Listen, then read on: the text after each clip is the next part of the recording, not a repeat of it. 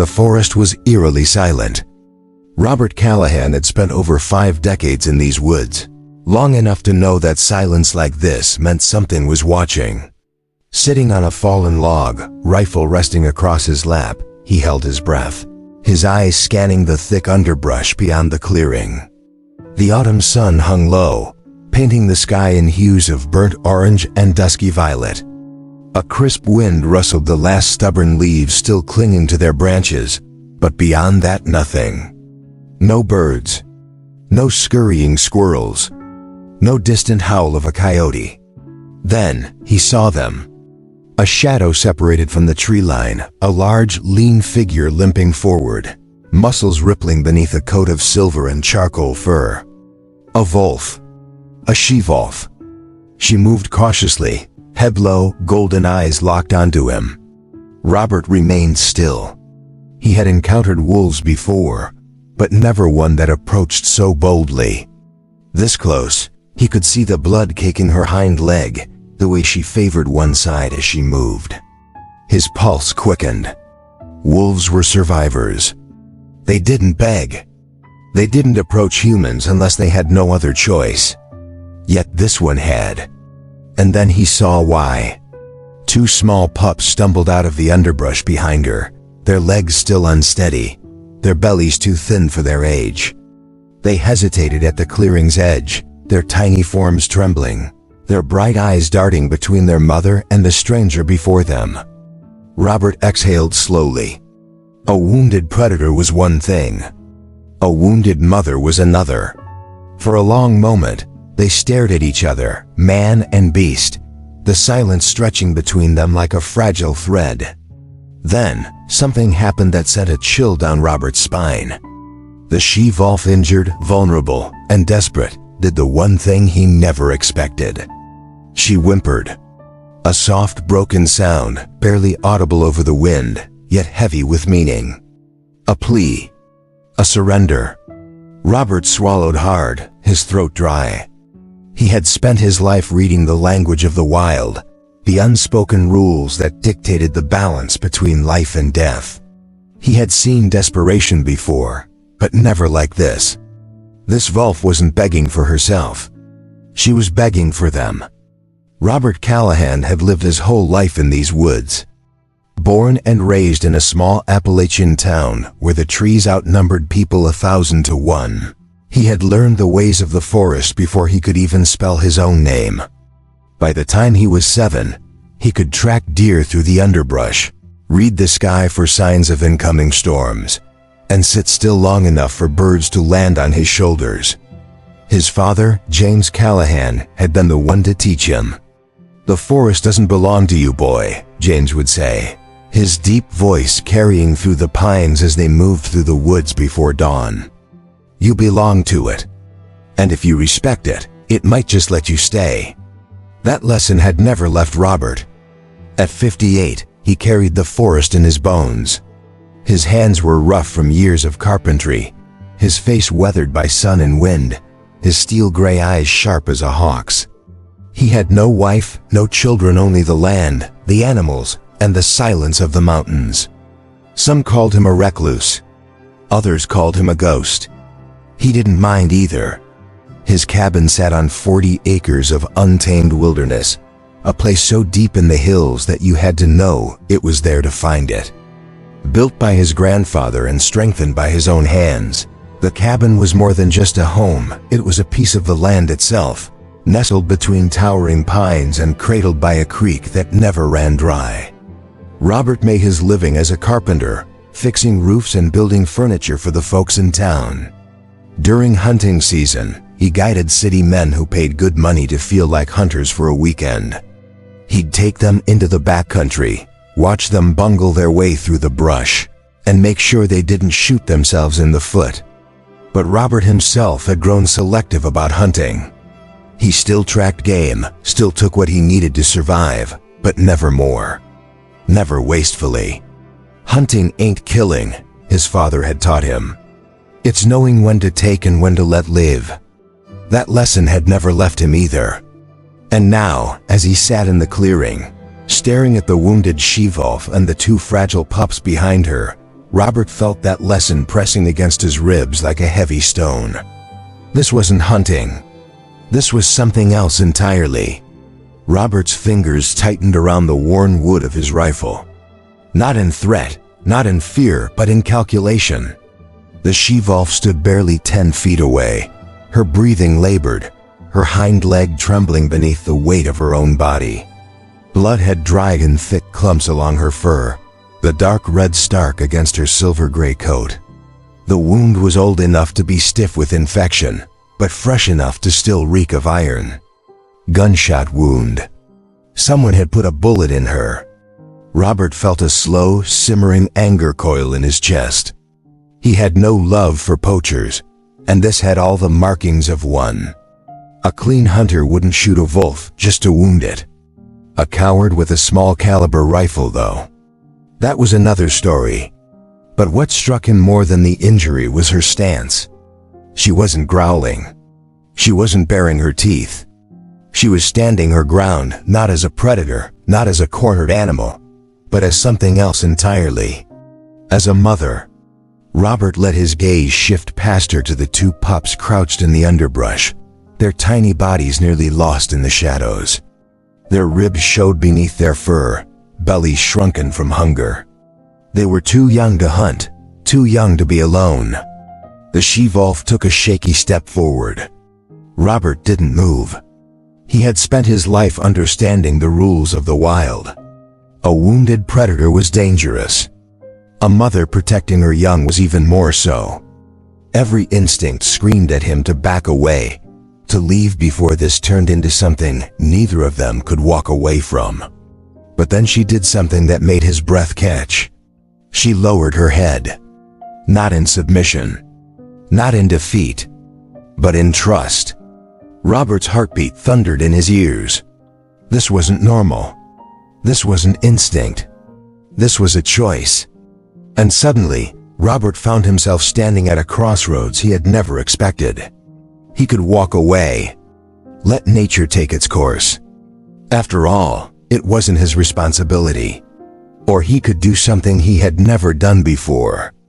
He could interfere. The she-wolf's golden eyes met his, steady and unblinking. Robert exhaled slowly. "Damn it," he muttered under his breath. He set his rifle aside. Then, moving with the caution of a man stepping into unknown waters, he reached into his pack, pulled out a strip of smoked venison, and placed it on the ground between them. And then he waited.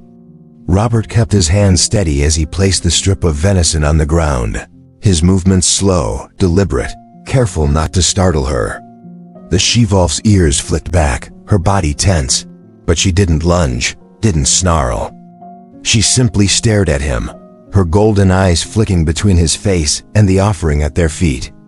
The pups stayed rooted in place, their tiny bodies pressed against the underbrush, too frightened or too weak to move.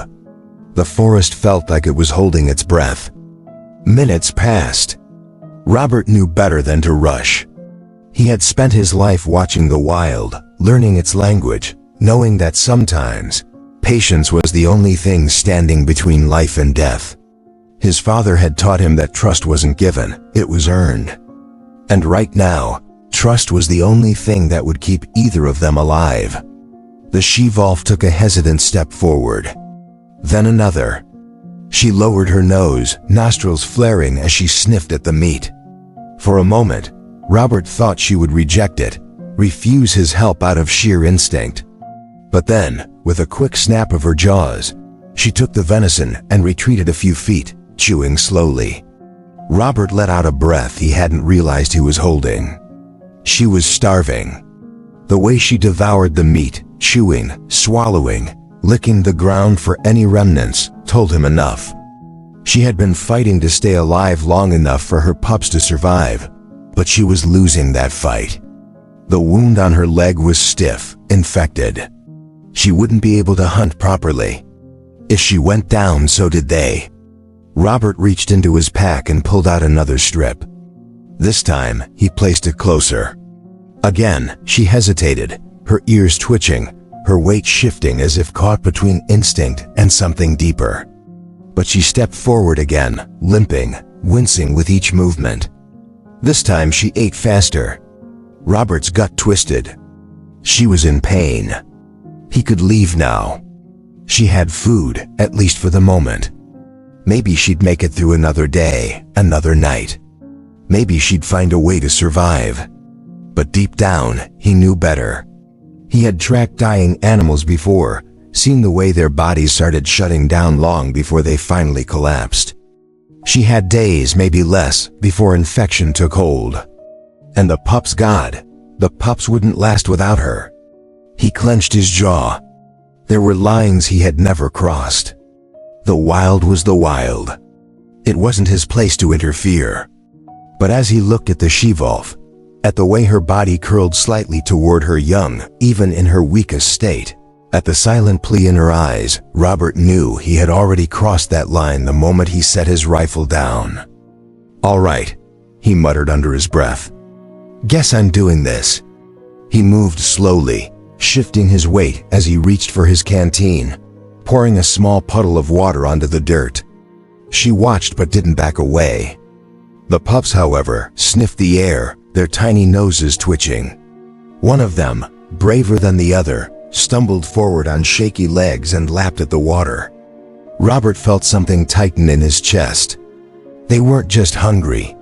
They were dehydrated, weak, hanging on by a thread. His decision was made before he even let himself think about it. He would help them. But the moment he reached into his pack for his first aid kit, the she-wolf let out a low, warning growl. Robert froze. The tension snapped back into place like a coiled spring. She had trusted him just enough to take his food. But trust had limits. And right now, he was dangerously close to finding hers. The growl rumbled low and deep, a final warning before instinct took over. Robert didn't move. His hand hovered inches above his pack, his fingers grazing the worn leather strap of his first aid kit. He could see it now, how far she would let him go before the trust shattered.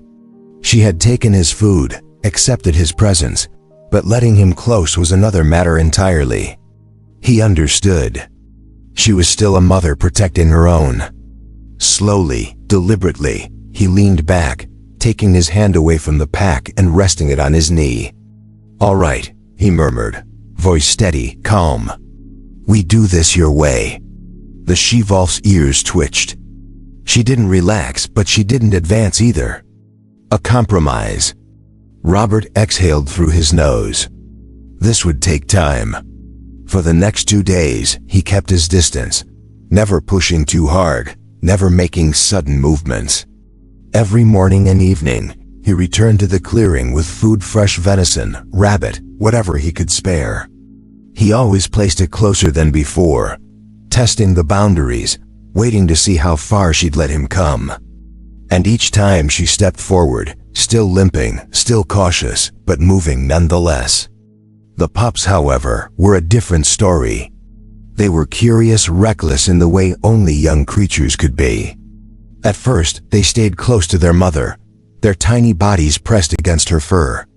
But hunger made them bold. On the third evening, as Robert placed down a fresh cut of meat, one of the pups broke away, stumbling forward with hesitant steps. It sniffed at the food, ears flicking back toward its mother as if waiting for her approval. She didn't stop it.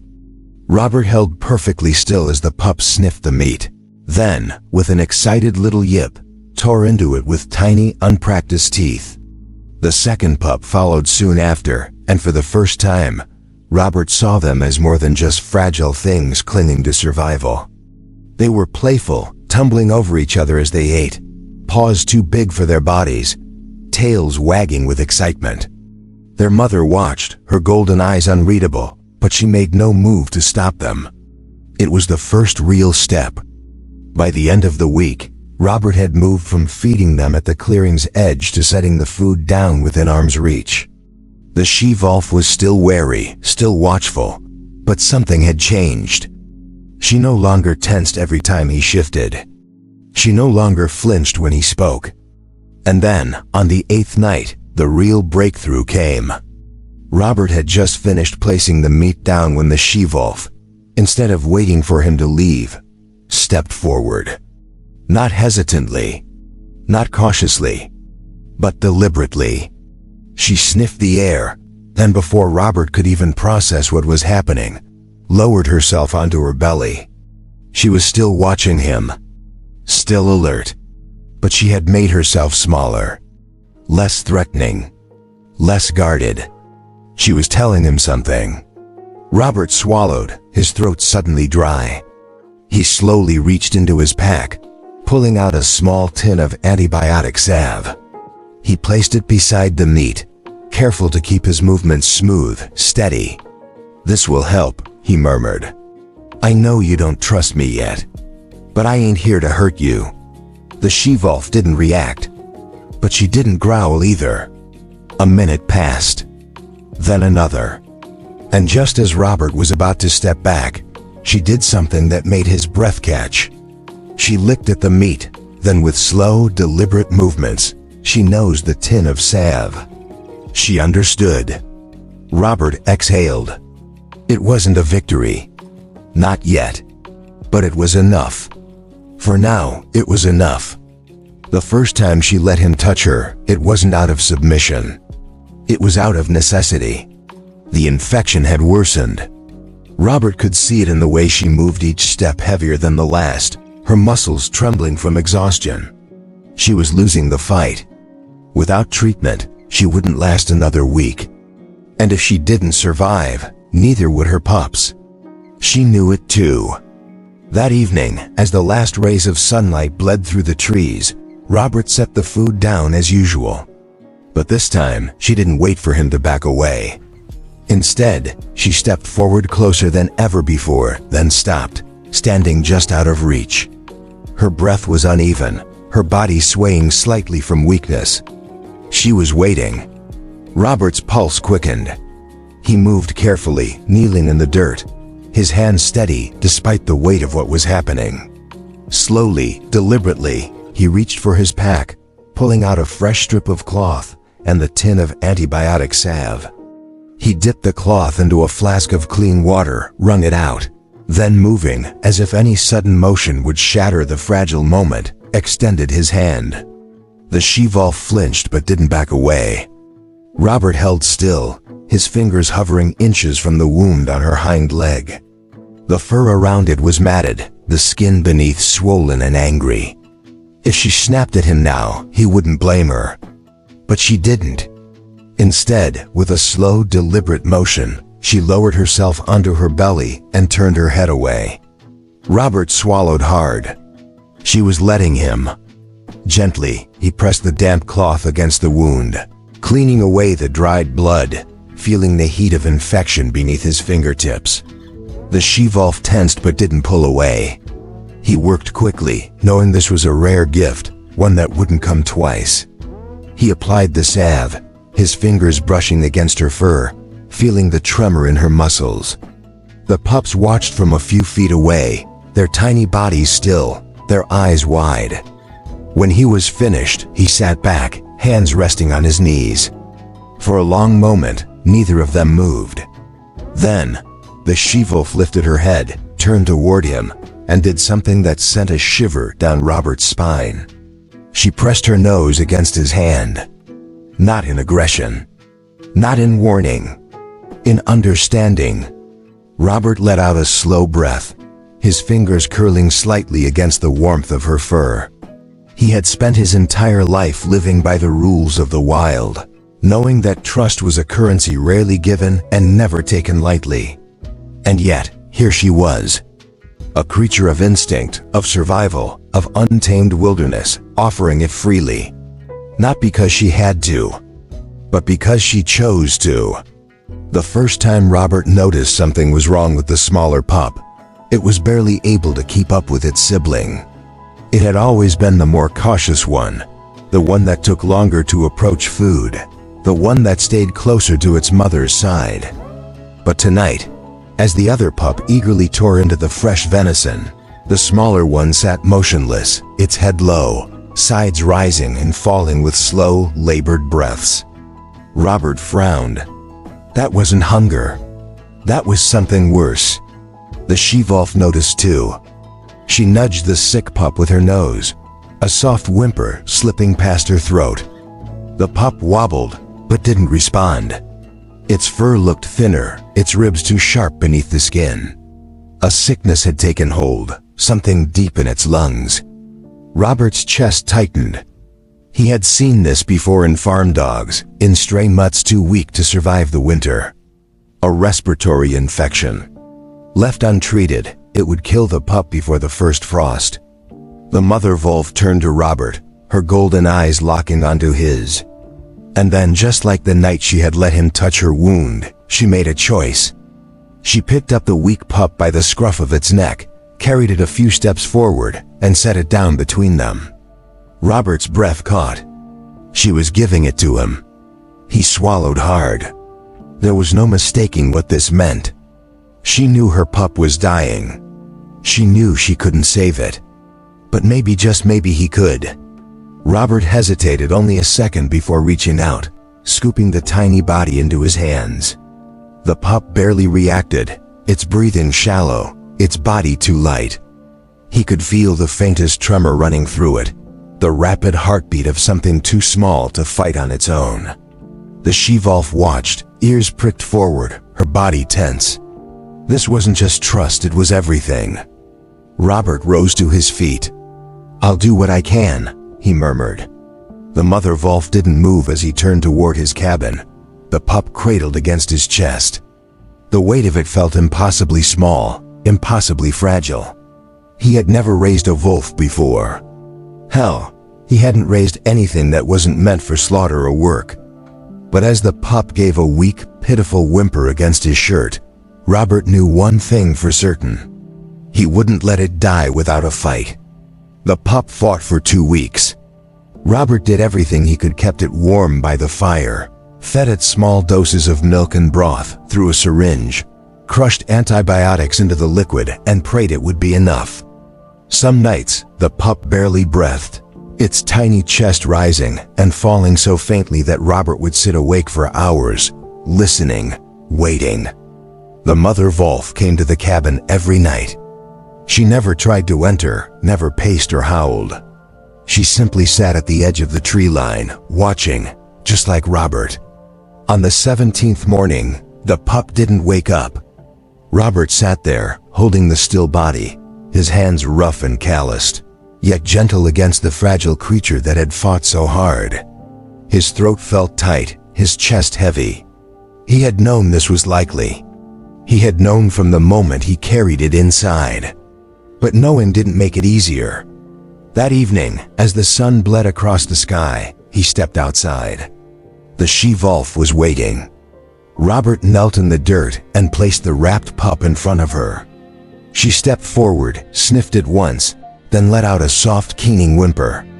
It was a sound Robert had never heard before, something raw, something ancient. A mother mourning her young.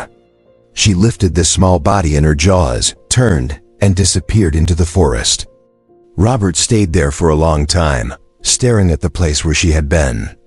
He had spent his entire life believing that the wild belonged to itself, that man and beast were meant to remain separate. But tonight, in the silence of the woods, he knew better. 3 days passed before he saw her again. At dawn, when Robert stepped onto his porch, she was there sitting in the clearing with her surviving pup at her side.